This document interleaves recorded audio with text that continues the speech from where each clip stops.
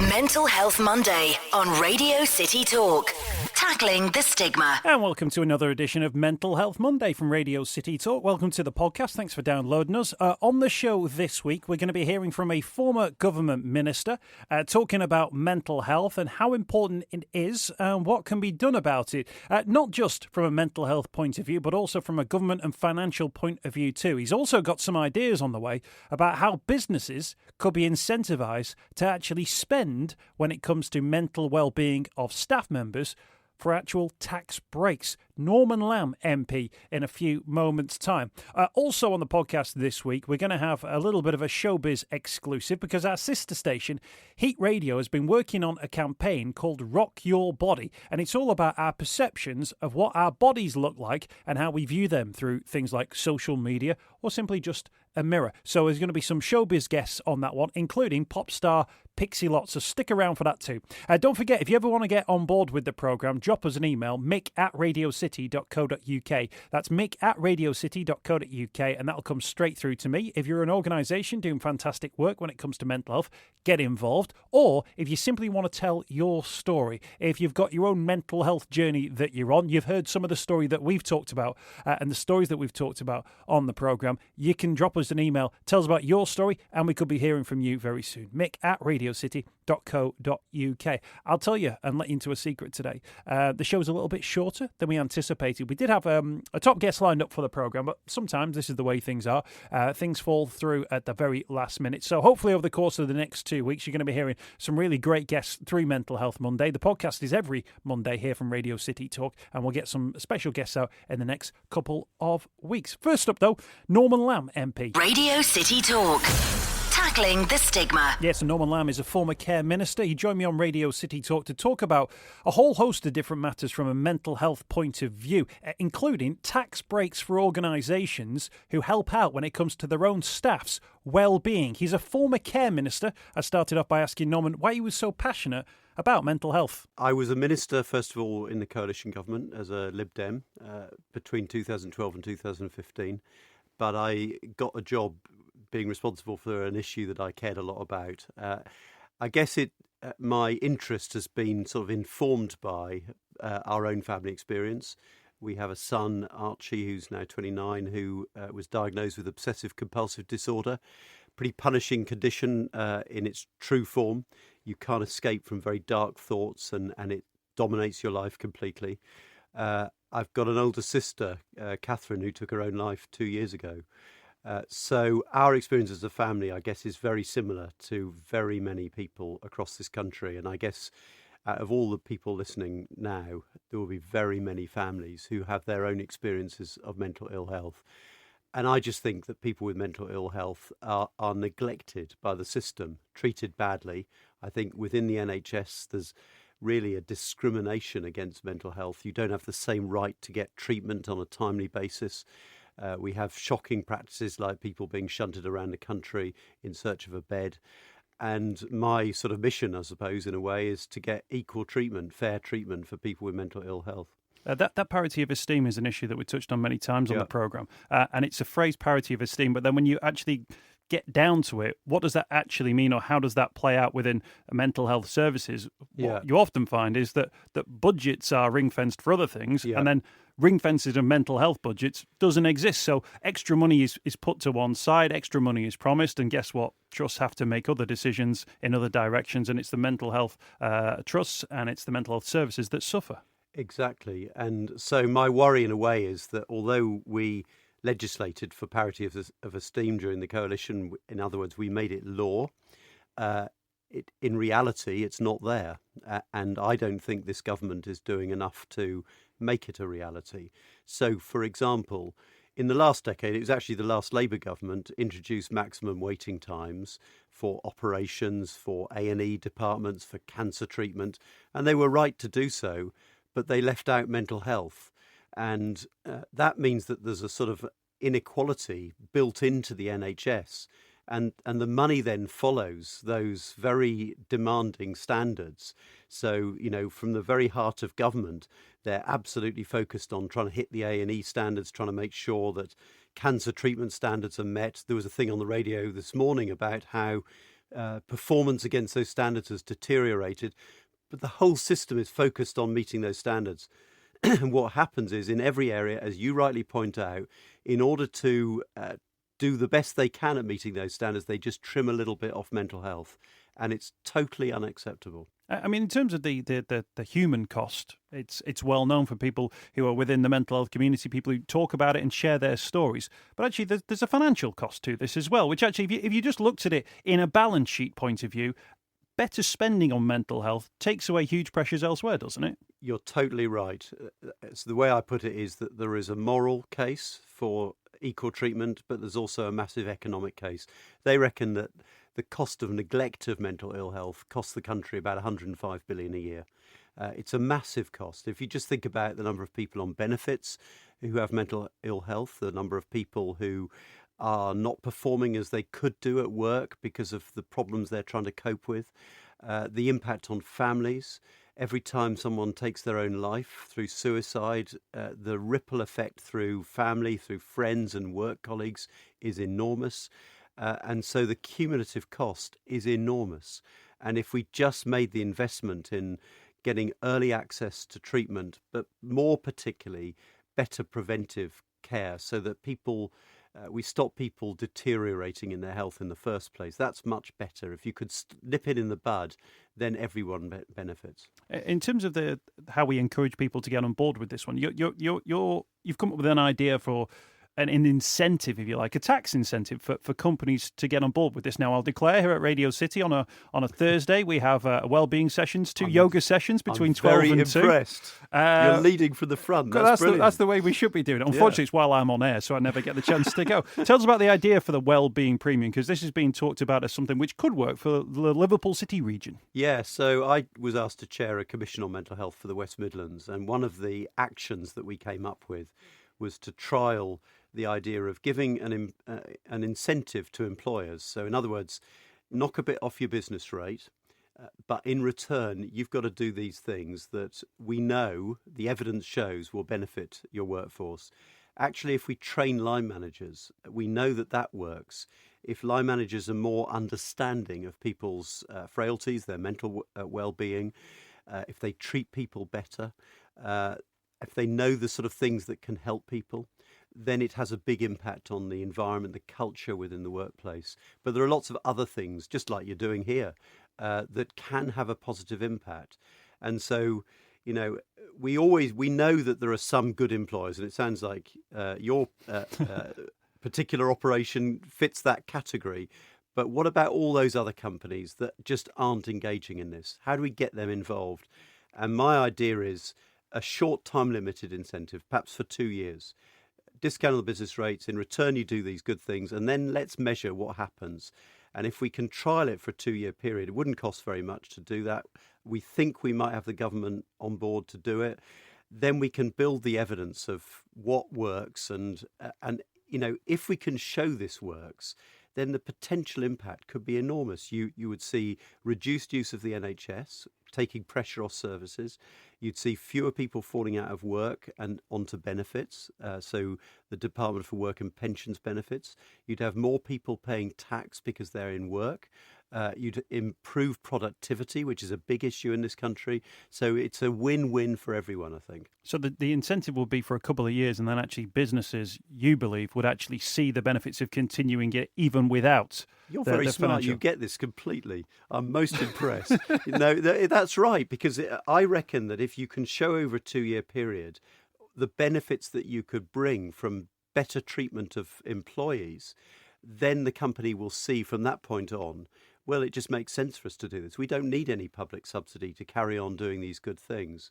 I also think, incidentally, that there should be a rule that says that any company wanting to take a public contract, a contract with Liverpool City Council or with the NHS or the government, would have to demonstrate that they're looking after the well-being of their workforce. It's surely not too much to ask, but we expect very little from companies that contract with the public sector. I think we could demand much more.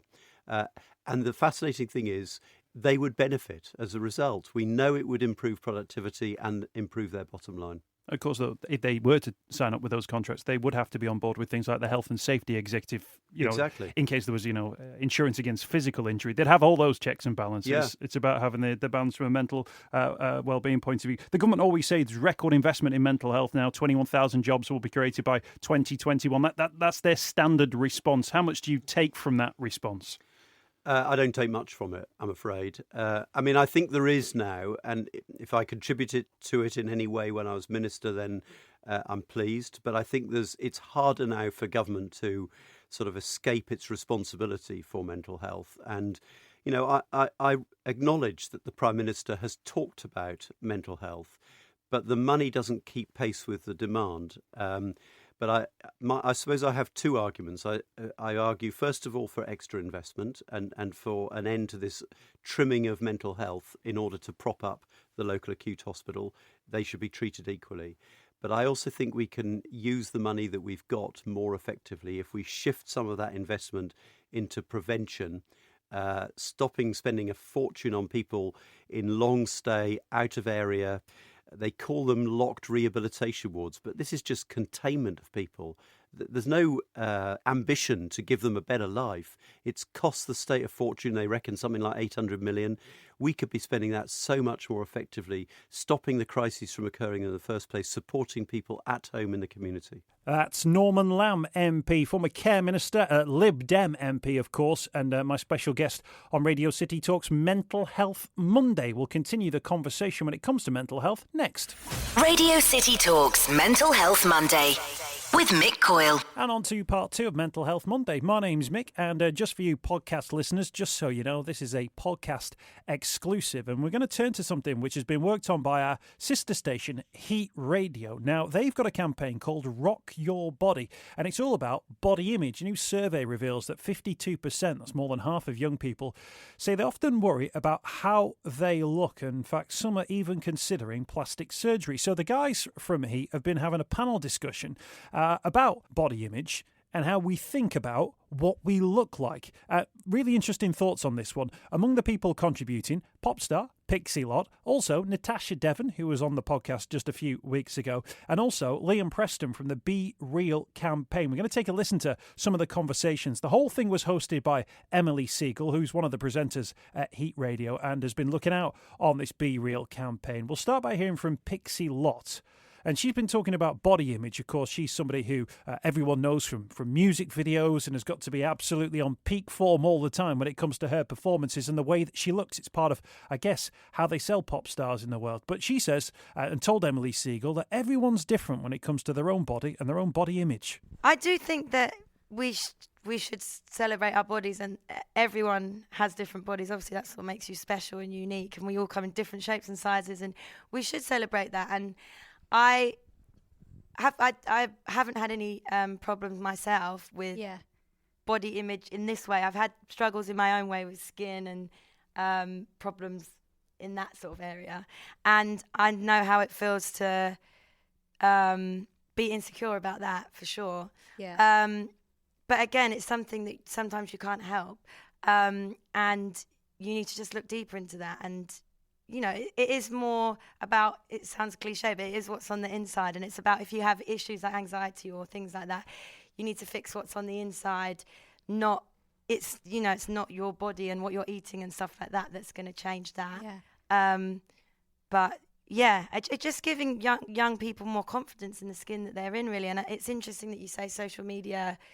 Obviously, it's so popular, and it's horrible to think that it's not helping people who are going through those situations, because I think that social media is amazing, but it does have its downsides. And I think that is, everyone paints the perfect picture, and you can look at someone's Instagram and be like, wow, they have the most amazing life. But no one's going to put those, like if I've got 10 spots on my face, I'm not going to post a selfie of my face like that ever. I'm not going to post a selfie where I'm crying my eyes out or where I'm feeling really down. Or you never see those parts. And and most of the time I'm there with Sudocreme on my face. Yeah, I love Sudocreme on my face. I do it every night. Amazing. Yeah, I mean it stains the sheets. Yeah, it really does actually. You don't take a selfie with your Sudocreme on, do you? Exactly. So people can, get so drawn into it and look at Instagram, and I do as well. You scroll through and you think, wow, that looks perfect, and then it looks like they're having an amazing time, but you wouldn't see like the argument they've just had 2 seconds before. You know, that you cut out all the bad stuff. So Instagram does project the perfect life 24/7, but obviously everyone has the ups and downs. So, and you've been like you've been around, but you've been in the industry. You've been around. You've been in the industry a really long time. Yeah, and you know, you're still always in the pictures. You know, your outfits, the way you look, and stuff like that. So you're pap. So like, if I was to take the bins out. Although my mum actually told me once, she was like, you shouldn't take out the bins without a bit of lippy on. So I try to do that. But I'm not going to get pictured taking the bins out, hopefully. But there's a likelihood that, you know, you have got paparazzi. Is that something that took you a while to think, you know, I've always got to look my best, or are you now comfortable with that? Yeah, I mean, I didn't think too much into it, and I sort of, because otherwise I can just, I always don't like to think about pressure or feel pressure too much, because otherwise I think I'll just go mad. So I just don't really think, but I try not to focus on it. But obviously when it first started happening, I think when my first single came out when I was 18, and it was weird at first, and that was actually the time when I was having skin problems when I was 18, and so it's hard to get used to that and that at the same time, and I couldn't get away from it. So it was actually like the worst timing ever. But yeah, I guess. And that's funny actually, because actually that's not something anybody would notice or think, and so it's kind of proving a point that sometimes it is more in your own head. Yeah, for sure. Yeah. And I do think, you know, you can go to the shops in a tracksuit and buy milk and you shouldn't have to worry about putting your makeup on. But another thing, actually, one of my friends was going through a really, really hard time this year, and some advice that I thought might help her, and it did, was because if you're having a downtime or you're being really sad about something, and you end up lounging around and you're in your pajamas all day and you don't put your makeup on, you've got glasses on, you've got Sudocrem all over and your hair's all frizzy or whatever, and you look in the mirror and it probably makes you feel even worse. Sometimes I think just to make you have that confidence, sometimes dressing up, and it's called like happy dressing, sometimes putting on something that's brightly coloured, or doing yourself, putting your makeup on, just brushing your hair, and is actually only for yourself, not for other people. Yeah. And it actually makes you feel better. Like I was like, make sure you get up and you have a shower today. Make sure you take the Sudocrem off your face. And it actually worked, and it made her feel so much better. Yeah. So it does have power in that way as well. The thoughts there of pop star Pixie Lott. We'll hear from more from Pixie in just a few moments' time. We're taking a look at the Rock Your Body campaign from Heat Radio, one of our sister stations here at Radio City Talk. They held this panel event where people got together and talked about body image off the back of a survey which said that 52% of young people say they often worry about how they look. I just want to draw in a comparison here between our physical appearances and our own mental health when it comes to it. Now, Liam Preston is from the Be Real campaign. That is a charity that looks at body image in both men and women. You may think that body image is just an issue for women, but Liam says it's not exactly the case. He started by telling Emily Siegel just what Be Real's all about. The Be Real campaign is around ensuring we've got a body confident nation. So our way of doing that is by working with young people to try and change their views around body confidence, but also trying to change society's views of body confidence as well. So that's working with corporates, working with communication companies, just really trying to make people understand how what they say and what they do has a big impact on how people feel about themselves. Yeah. And I think it's also important as well, obviously it's you're working for the charity, so maybe it's not something you've been through, but it's not just girls, is it? Because again, like maybe I'm stereotyping, you just think it's girls that have issues with body image, but it's not, is it? It's important to notice that it's actually guys as well. It is more prevalent amongst young women, and I think, you know, that case has been made a lot, but it is there amongst young boys, and a lot of the research that we've done when we've been out speaking to young people in schools, this is an issue for boys. It manifests itself in a different way, but actually I think one of the biggest struggles that young men face is not wanting to tell other people because they're worried about becoming victims of bullying. Yeah. So not wanting to seek help because that instantly gives somebody a reason to pick on them, exposing themselves, opening themselves up to that weakness, which, you know, it won't strike you. I've been a boy at some point in my life. And I know what it's like growing up in schools. And there is teasing, and that does take place. And I think what you were saying, Amy, about, sometimes just small little words can have a big impact. But for boys, it seems always comes across as banter. But actually, that really, really has a damaging impact on them as well. Because, my boyfriend's quite laddie, and they'll all be really mean to each other. And I was like, if us girls spoke to each other like that, we'd just be going home crying, And I just think, so you don't think it happens in boys because you think, they just take it. That's what they just say to each other. They're just mean. But do you know, it's a really tough one. Funny enough, I did a blog about this because I've got a big group of boy mates who we all went to uni with, and we do that kind of that banter, and sometimes it is about weight or hair. I mean, you or the audience won't be able to see this, but I'm incredibly bald. But you're not. Sorry, I'm glad you said that, Pick. My head is the other way around. But there is this idea that actually, boys will pick on those types of differences amongst each other. And I think it is easy to say, we just laugh it off. But actually, sometimes I know what that feels like. And sometimes the other guys in my group will also feel a little bit conscious about the way they look, or whether they're fitting into a suit, or whether they need to buy a different shirt this month.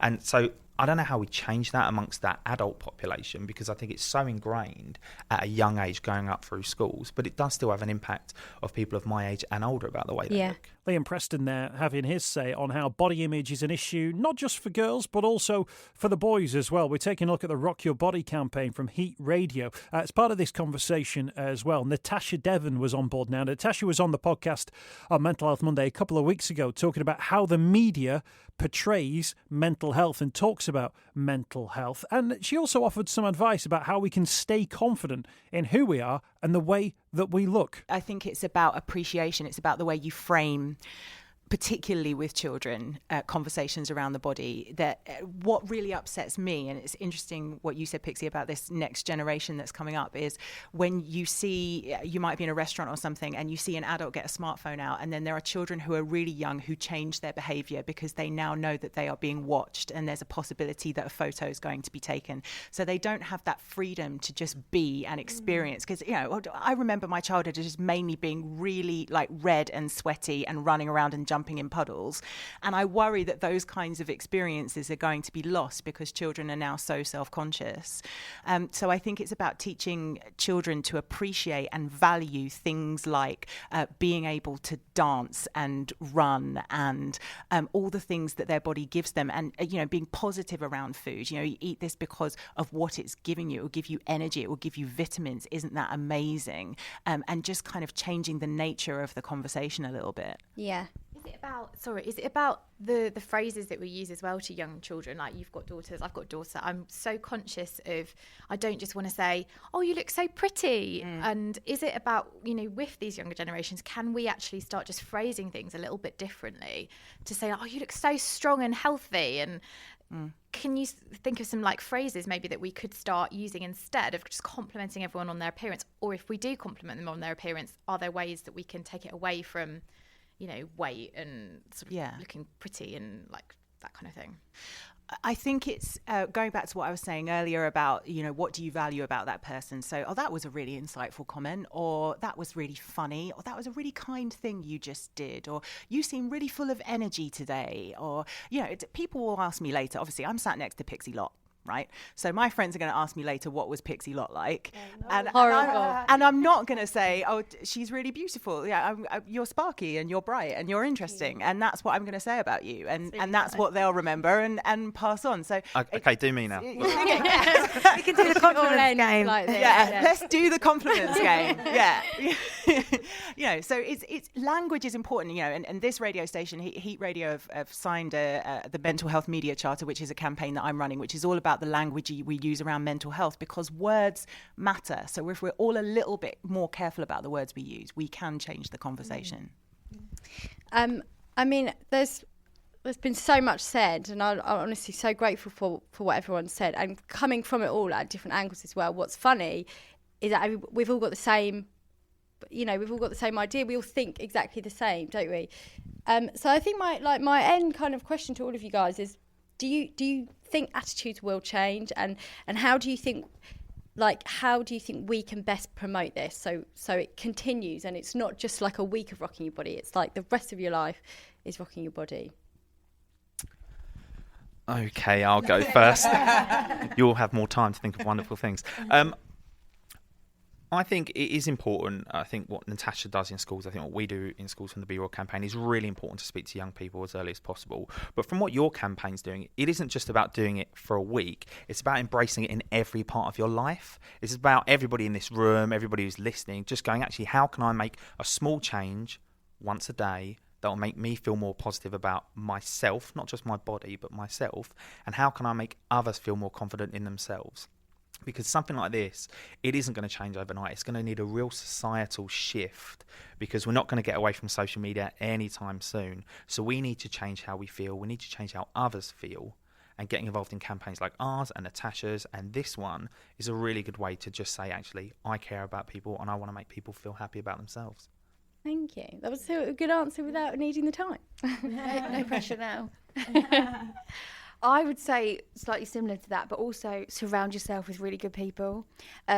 Like negative people, not cut them out, but just, really limit who you spend your time with has a massive impact on how you are as a person. And also I think people need to be very mindful, like what Natasha was saying, what words you do use to young people, because I think the word thin is as negative as the word fat.